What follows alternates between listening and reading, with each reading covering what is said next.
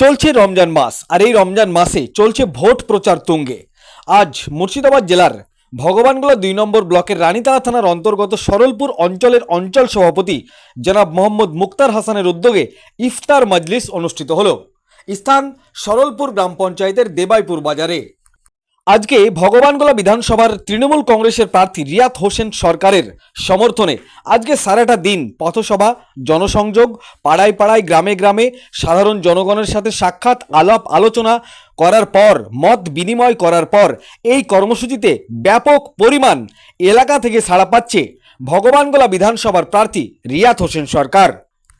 আজকের এই সারাদিনের কর্মসূচিতে উপস্থিত ছিলেন ভগবানগোলা বিধানসভার তৃণমূল কংগ্রেসের প্রার্থী রিয়াত হোসেন সরকার, ভগবানগোলা ২ নম্বর ব্লক তৃণমূল কংগ্রেস কমিটির সভাপতি জনাব আব্দুর রব, সরলপুর অঞ্চলের অঞ্চল সভাপতি জনাব মোহাম্মদ মুক্তার হাসান, মুর্শিদাবাদ জেলার জেলা সম্পাদক মাসাদুল খান, ভগবানগোলা ১ নম্বর ব্লকের প্রাক্তন সভাপতি আহসানুর রহমান বাপন, কুঠিরামপুর গ্রাম পঞ্চায়েতের অঞ্চল সভাপতি মুস্তফা শেখ, ভগবানগোলা ২ নম্বর ব্লকের পঞ্চায়েত সমিতির মেম্বার হাসানুজ্জামান, এছাড়া আরও অনেকেই উপস্থিত ছিলেন।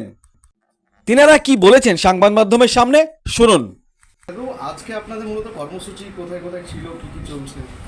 আজকে আমাদের ভগবানগোলা ২ নম্বর ব্লকের সরলপুর অঞ্চলের প্রথমে সকালে দিয়াড়াপাড়া থেকে আমাদের পতাকা উত্তোলনের মাধ্যমে শুরু হয়েছিল। তারপরে সেখান থেকে অঞ্চলের বিভিন্ন জায়গায় আমরা মোটামুটি ৬টা-৭টা ভেন্যুতে আমরা গিয়েছিলাম, এবং আফিগঞ্জের কিছুটা অংশ বেনিপুর বলে যে মোড় আছে সেখানেও আমরা গিয়েছিলাম। সে পাড়াটা পুরো এলাকাটা ডোর টু ডোর আমরা করেছি। তারপরে ওইখানে আবার সরলপুর অঞ্চলেই আমাদের পার্টি অফিসে ফিরে এসে ইফতার মজলিস ছিল, সেখান থেকে আমরা এসে পার্টির বসে আমরা চা চক্র দিয়েছি।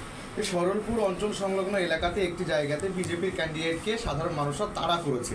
আজকে বিকেল ৪:৩০-এর ঘটনা, সেই বিষয়ে কিছু বলবেন? তাড়া করেছে, ধরে ঝাঁটা পেটা করেনি, এটা তো বড় কথা, ঠিক আছে। আর যদি দেখবো যে ধরে ঝাঁটা পেটা করেছে বা হয়তো দেখা গেলো যে জুতো মালা দিয়েছে, দেখবেন যে মানে ৭ তলা পূর্ণ হয়েছে আর কি। ক্যান্ডিডেট ভগবানগোলা 1-এ সেদিন ওদের মণ্ডল সভাপতির গাড়িতে হামলা বিজেপি করলো, আজকে এরকম হচ্ছে, মানে কি আপনাদের ভোট বক্স ভারী হচ্ছে? দেখুন, বিষয়টা হচ্ছে যে ঠকানোর একটা সীমা আছে, ঠিক আছে। ঠকানোর সীমা আছে। আজকে দীর্ঘ ২০১৪ সাল থেকে এই অবধি একের পর এক যে জুমলাবাজি, মুখোশধারী যে বিজেপি সরকার, এবং এই যে আমাদের সভাপতি সাহেব বললেন যে কথাটা, যে একটা ব্রাহ্মণ্যবাদ প্রতিষ্ঠা করার, এবং সেই আমাদের যে পুরনো যুগে যেটা দেখেছি বা দেখিনি, শুনেছি বা পড়েছি, ঠিক আছে, মানুষের বিভেদ, জাতি বিভেদ আর কি, উঁচ এবং নিচ জাতির যে ইয়েটা আমরা বলছে বটে ওরা যে হিন্দু সমাজের মানে উন্নয়ন ঘটাবে, কিন্তু আদৌ তা কিন্তু না। সেই পুরোনো দিনের কাহিনীগুলোকে টেনে নিয়ে আসছে।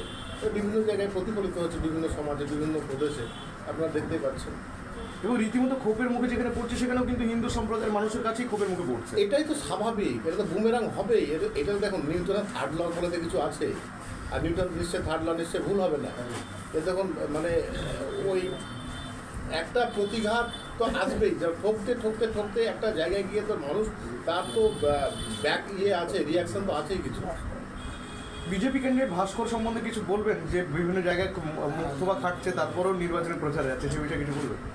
ব্যাপারটা যে বিজেপিকে নিয়ে কথা বলার মতো রুচি আমার মধ্যে নেই। ক্যান্ডিডেট অনেক বলে কথা, বিজেপিকে নিয়ে আমার রুচি নেই কথা বলার। যে তা নিয়ে কতটা আশাবাদী রিয়াত সাহেব? আমি একটা ব্লক সভাপতি, একের আমার 2 ব্লক সভাপতি, আমার সহযোগী দুজনেই আছি পাশাপাশি, তো আমরা 100-200% আশাবাদী। বলতে আমাদের ভগবানগোলা ব্লক 2 তৃণমূল কংগ্রেস উদ্যোগে এবং সরলপুর অঞ্চল তৃণমূল কংগ্রেসের সহযোগিতায় আমাদের ভগবানগোলা ৬২ বিধানসভার উপনির্বাচনে আমাদের দলীয় প্রার্থী সর্বভারতীয় তৃণমূল কংগ্রেস মনোনীত মমতা বন্দ্যোপাধ্যায়ের আশীর্বাদ ধন্য রিয়াত হোসেন সরকার মহাশয়কে সঙ্গে নিয়ে, যে আপনারা জানেন যে জনসংযোগ যাত্রা, বাংলার অধিকার যাত্রা প্রথম ফেজ বা প্রথম পর্ব সেটা সম্পূর্ণ হয়েছে আমাদের প্রিয় সাংসদ আবু তাহের খান মহাশয়ের নেতৃত্বে। আমরা সেটা 6টা পঞ্চায়েত এলাকাতে আমরা সেটা করতে পেরেছি। খুব সুন্দর এবং সর্বাঙ্গীন সুন্দর এবং খুব সফল সে কর্মসূচি আমরা করেছি। আজকে অনুরূপভাবে দ্বিতীয় ফেজ জনসংযোগ যাত্রা, সেটা ব্লক তৃণমূল কংগ্রেসের উদ্যোগে।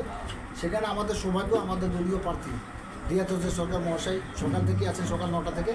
আমরা সরলপুর অঞ্চলে যেটা এমজে ব্লকে শেষ হচ্ছে, ভগবানগোলা 2 শুরু হচ্ছে, দিয়ার পর আলামপুর বুথ থেকে শুরু করে আমরা পুরো অঞ্চল সরলপুর অঞ্চলের আপনার 6টা ভেন্যু, এবং তার পাশাপাশি আখেরিগঞ্জ অঞ্চল আমরা দুটো অঞ্চলকে সম্মিলিতভাবে কর্মসূচি আজকে সকাল 9টা থেকে স্টার্ট হয়েছে এবং আমরা ইফতারের মধ্যে দিয়ে সে কর্মসূচি হলো।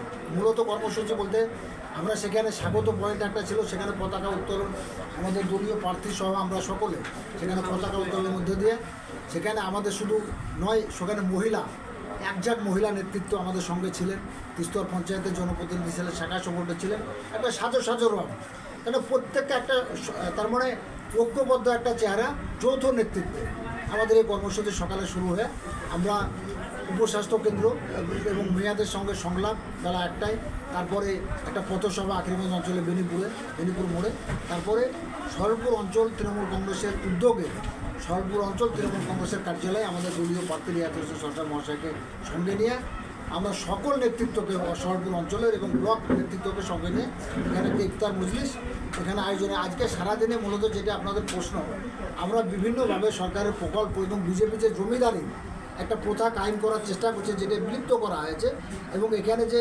ব্রাহ্মণ্যবাদকে প্রাতিষ্ঠানিক রূপ দেওয়ার চেষ্টা করা হয়েছে, বিশেষ করে পিছিয়ে পড়া তফসিলি জাতি, তফসিলি উপজাতি, অনগ্রসর শ্রেণীকে মানুষকে মুখে বলছে তারা তাদের উন্নয়ন করতে হবে, কিন্তু কাজে তাদেরকে ধাক্কা দিয়ে যেমন আপনার মন্দির মসজিদে তাদের কোনো প্রবেশের দিকে না, ওইভাবে উন্নয়নও তাদের কোনো প্রবেশের দিকে আর রাখতে চাইছে না। এই ধরনের বিভিন্ন ইস্যুকে নিয়ে আমরা মানুষের কাছে যাচ্ছি এবং ব্যাপকভাবে আমরা তার সমর্থন সাড়া পাচ্ছি।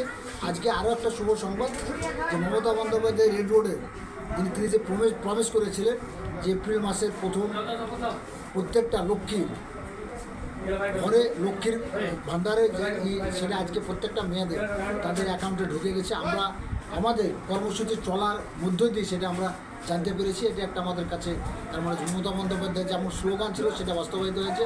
তার জন্য মেয়েরা দুহাত ভরে আমাদেরকে তাদের মতামত ব্যক্ত করেছেন, তারা অত্যন্ত খুশি, সেটা তারা না ধরে রাখতে পেরে আমাদের সাথে মত বিনিময় করেছেন।